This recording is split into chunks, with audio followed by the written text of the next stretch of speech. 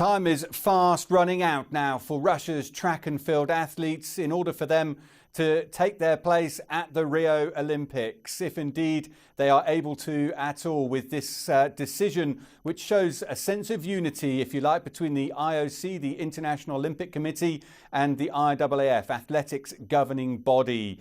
It's an international federation's right to suspend a national federation, and I don't think we would overturn that at all.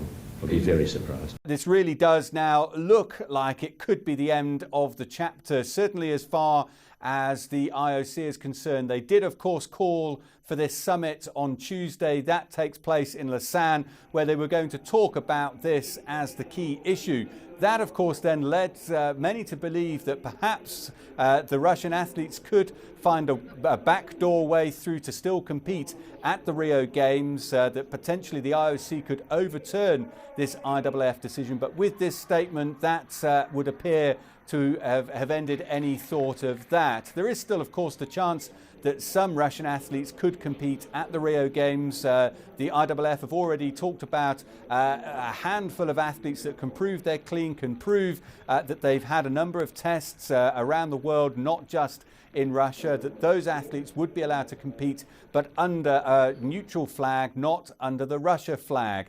So the big question then is, what now for the rest of the Russian track and field athletes, and whether, of course, any of those potential neutral athletes would want to compete under a neutral flag. Well, then the question is really, and it leads only to the Court of Arbitration for Sport in Lausanne as well. Now, that Court of Arbitration for Sport will have to, if that happens, will have to come quickly because, of course, there's less than 50 days to go until the Rio Games.